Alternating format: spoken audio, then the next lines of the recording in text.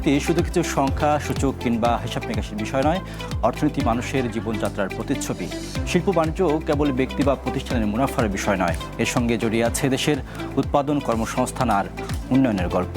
তাই অর্থনীতির আলোচনা যতই জটিল মনে হোক না কেন, এর প্রভাব থাকে আমাদের ব্যক্তি জীবনে। অর্থনীতির কঠিন আলাপকে সহজ ভাষা বিশ্লেষণ করতেই মেঘনা ইন্স্যুরেন্স পিএলসির সৌজন্যে চ্যানেল ওয়ানের নিয়মিত আয়োজন বাণিজ্য সংলাপ। আপনার সঙ্গে আছে আমি রিয়াজ সুমন। শুরুতেই জানিয়ে দিচ্ছি আজ যা থাকছে। লজিস্টিক খাতে নতুন বিধিমালায় বিদেশি অংশীদারিত্ব বাড়ছে, শঙ্কায় দেশীয় উদ্যোক্তারা।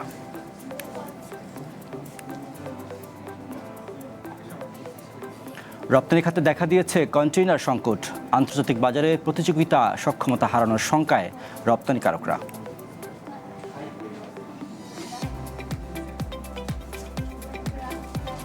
এছাড়াও থাকবে অর্থনীতি ও ব্যবসা বাণিজ্যের নানা বিশ্লেষণ। আর পুরোটা সময় জুড়ে আজ আমাদের সাথে আছেন Bangladesh freight forwarders association buffer সাবেক সভাপতি কবির আহমেদ।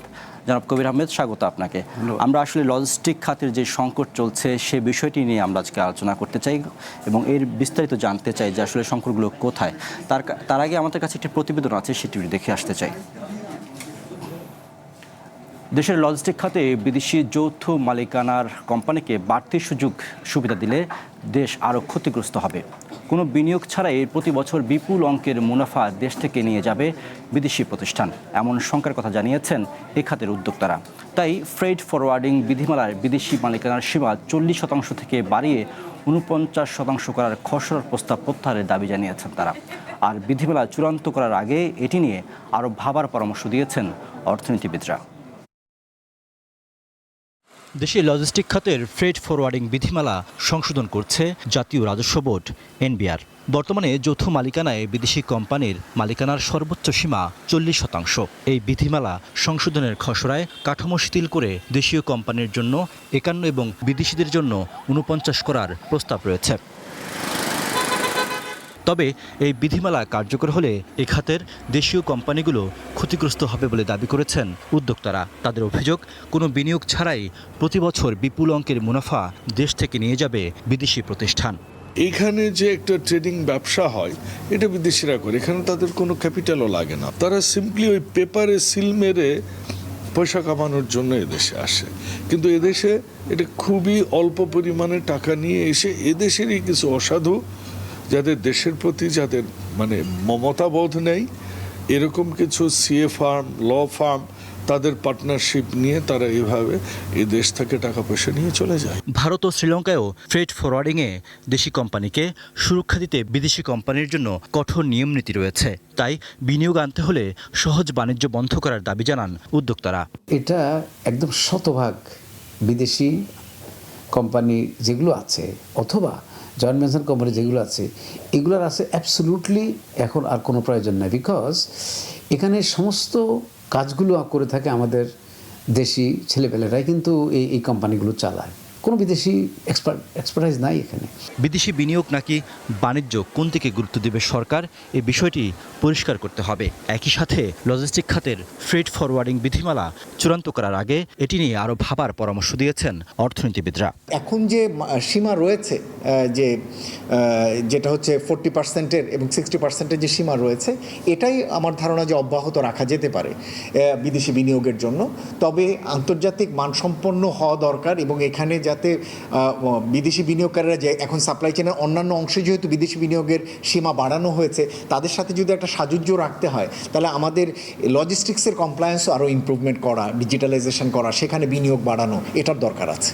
এই যৌথ বিনিয়োগের ফলে এই খাত ধীরে ধীরে বিদেশিদের হাতে যাতে চলে না যায়, সেদিকেও নজর রাখতে সরকারের প্রতি আহ্বান জানান বিশেষজ্ঞরা। Riaz Suman, one news, Dhaka.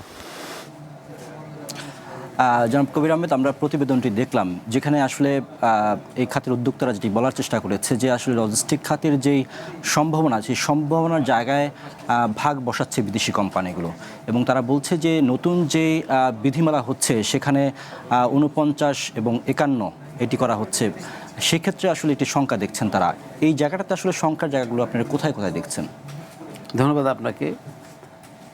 আমরা বাংলাদেশ ফ্রেট ফরওয়ার্ডার্স অ্যাসোসিয়েশনের পক্ষ থেকে আমাদের যে শঙ্কার জায়গাগুলো সেটা আমরা জাতীয় রাজস্ব বোর্ডকে আমরা জানিয়েছি। সেখানে আমরা বলেছি যে আজকে 40 বছর ফ্রেট ফরওয়ার্ডিং খাতটা যেই জায়গায় আসছে সেখানে শতকরা শতভাগ সেটার সক্ষমতা বৃদ্ধি করেছে এবং আন্তর্জাতিক মানদণ্ডে আমরা সারা বিশ্বের অন্তত কমপক্ষে কয়েক হাজার বন্দর এবং এয়ারপোর্ট এবং ফ্রেট ফরওয়ার্ডিং কোম্পানিদের সাথে প্রতিযোগিতা করে কিন্তু আমরা টিকে আছি। এখন কথা হলো যে সমস্ত বিদেশি কোম্পানিগুলো মাল্টিন্যাশনাল ফ্রেট ফরওয়ার্ডাররা বাংলাদেশে কাজ করছে, এর মধ্যে 12টি কোম্পানি আছে যারা 100% ফরেন এন্টিটিতে আছে, আর আরও প্রায় 30-32টা আছে যেটা ডাইরেক্টলি অর ইনডাইরেক্টলি তারা জয়েন্ট ভেঞ্চার প্ল্যাটফর্মে আছে, 60-40তে আছে। তো এই জায়গাটার মধ্যে তারা হ্যান্ডেল করছে অলমোস্ট আমাদের 80% এই কয়টা কোম্পানি, আর আমাদের যে আরও 1200 কোম্পানি আছে তারা সবাই মিলে আমরা হ্যান্ডেল করছি 20%। তো এখানে মূল সংখ্যার জায়গাটা হলো আমরা যদি ধরে নেই মোটা দাগে আমাদের এই সেক্টরে এখন রেভিনিউ আছে ±7 বিলিয়ন ডলার। আজকে যদি এই শিল্পটা এই অ্যাক্টিভিটিসটা যদি বিদেশি কোম্পানি না করে সম্পূর্ণ দেশি কোম্পানি করত, তাহলে এই 7 বিলিয়ন ডলারের যে ফ্রেট এলিমেন্টটা যেটা আসতো সেটা আমরা ফরেন কারেন্সি আকারে সেটা আমরা বাংলাদেশে নিয়ে আসতাম, এবং আমরা এর বিপরীতে আমরা লোকাল কারেন্সিতে আমরা সেটা শিপিং লাইন্স অথবা এয়ারলাইন্সকে আমরা পেমেন্ট করতাম। তো সেই ক্ষেত্রে যেটা হতো, আবার এর একটা অংশ হয়তো 60-70% শিপিং লাইন অথবা এয়ারলাইন সেটা তার হোম কান্ট্রিতে, কান্ট্রি অফ অরিজিনে সে রিপ্যাট্রিয়েট করতো, সেটা 3 মাস হবে, 6 মাস হবে অথবা 9 মাস হবে। তো এই যে আমাদের ইকোনমিতে যে আমাদের ফরেন কান্ট্রি যে ফ্লোটা ছিল সেটা কিন্তু চলে গেছে, বিকজ 80% আর নাই কিন্তু আমাদের ফ্লোতে। এটা কিন্তু অনেক বড় একটা শঙ্কার বিষয়। আর আপনারা আরেকটা অভিযোগ করছেন যে তারা শুধুমাত্র কাগজপত্র ব্যবহার করে বা এই জায়গাগুলোতে এই সুযোগটা দিয়ে তারা হচ্ছে যে বাংলাদেশ থেকে বড় অঙ্কের একটি মুনাফা নিয়ে যাচ্ছে। এই জায়গাটাতে আসলে আমার প্রশ্ন হচ্ছে যে তারা তো আপনাদেরকে সাপোর্টও দিচ্ছে, সেই জায়গাটাতে আসলে তাদের সাপোর্ট ছাড়া বাংলাদেশের রপ্তানির যে বাজার সেটা কি ধরে রাখা সম্ভব কিনা, সেই জায়গাতে আমাদের দেশীয় যে প্রতিষ্ঠানগুলো আছে তাদের সক্ষমতা অর্জন হয়েছে কিনা? আমি আমার প্রিয়াম্বলে যেটা বলেছি, আমরা বর্তমানে গত 40 বছরে কিন্তু আমরা শতভাগ সক্ষমতার জায়গায় আমরা এসেছি। বিদেশি কোম্পানিগুলো যেটা এখন বাংলাদেশে তারা অপারেট করছে তাদের কিন্তু নতুন কোনো টেকনোলজি ভিজিবলি তারা নিয়ে আসছে এটা কেউ বলতে পারবে না। ইভেন জাতীয় রাজস্ব বোর্ড হোক, বাণিজ্য মন্ত্রণালয় হোক, সরকারের যারা নিয়ন্ত্রণ সংস্থা তারাও যদি দেখে যে বিদেশি কোম্পানিগুলো এখানে কোনো ধরনের নতুন কোনো টেকনোলজি নিয়ে আসে নাই। বস্তুত এই পুরো কোম্পানি যে বিদেশি কোম্পানিগুলো আছে সেটা আমাদের দেশের ছেলেরাই কিন্তু সেটা ম্যানেজ করছে। এখানে হয়তো খুব বেশি জোরে একজন কান্ট্রি ম্যানেজার আছে, আবার কোনো ক্ষেত্রে তাও নেই। তো সেখানে আমাদের বক্তব্যটা হলো, যেখানে পুরা ইন্ডাস্ট্রিটা আমরা পরিচালনা করছি, বিদেশি কোম্পানিগুলো শুধুমাত্র $1 লক্ষ একটা ব্যাংক গ্যারান্টি দিয়ে তারা কোটি কোটি টাকা মুনাফা অর্জন করছে, সেটা রিপ্যাট্রিয়েট করছে। কিন্তু আজকে যদি আমরা গ্লোবালাইজিং যে সিচুয়েশনের মধ্যে আমরা আছি, ডব্লিউটিওর যে রুলসের মধ্যে, আসলে বাস্তবতা এটা তো কেউই মানছে না। তো আমরা কেন সেই জায়গায় ধরে আছি? আর এটা তো এই সেক্টরটা কিন্তু এফডিআইয়ের কোনো অংশ না। এই সেক্টরটা অ্যাবসলিউটলি কোনো এফডিআইয়ের অংশ না। এখন এখানে এফডিআইয়ের কোনো প্রয়োজন নাই। মাত্র 15 থেকে 20 লক্ষ টাকা দিয়ে একটা প্রান্তিক লেভেলে ফরওয়ার্ডার একটা কোম্পানি করে সে কিন্তু তার ব্যবসাটা শুরু করতে পারে। তো সেই ক্ষেত্রে আমাদের তো এখানে এফডিআই ইনভাইট করার কোনো ক্ষেত্র নাই। বেশিরভাগ কাজই আমাদের দেশের উদ্যোক্তারা বা আমাদের দেশের ছেলেপেলেরা করছে। কিন্তু আমার প্রশ্ন হচ্ছে যে এই পণ্যটি আন্তর্জাতিক বাজারে পৌঁছে দেওয়ার জন্য যেই জায়গাগুলোতে যাওয়া দরকার বা যেখানে যেই অবকাঠামোগত বা যে কাজগুলো করা যায় সেগুলো কি আমরা আমাদের দেশের প্রতিষ্ঠানগুলো করতে পেরেছে কিনা? এটা খুবই সিম্পল একটা বিষয়। আমাদের যেমন গ্লোবাল ফরওয়ার্ডার যেইভাবে আন্তর্জাতিকভাবে সেটা পৌঁছে দেয়, আমরা প্রত্যেকেই কোনো না কোনো নেটওয়ার্কের সাথে সংযুক্ত, গ্লোবাল নেটওয়ার্কের সাথে। কোনো কোনো নেটওয়ার্কে 120টা দেশ আছে, কোনো কোনো নেটওয়ার্কে 130টা দেশ আছে, কোনো কোনো নেটওয়ার্কে 2000 মেম্বার আছে, কোনো কোনো 400 আছে, 300 আছে, 100 আছে। এইভাবে আমরা সবাই কিন্তু গ্লোবালি আমাদের যেই কাউন্টার পার্ট প্রত্যেকটা নেটওয়ার্কের সাথে কিন্তু আমরা জড়িত। যার কারণে আমরা কিন্তু প্রতিদিন আমরা যে 20% হ্যান্ডেল করছি তার মধ্যে সেটা ওয়ার্ল্ড ক্লাস সার্ভিসটা আমরা দিচ্ছি। তো সেই ক্ষেত্রে আমাদের এখানে সক্ষমতার কোনো রকম কোনো ঘাটতি নেই।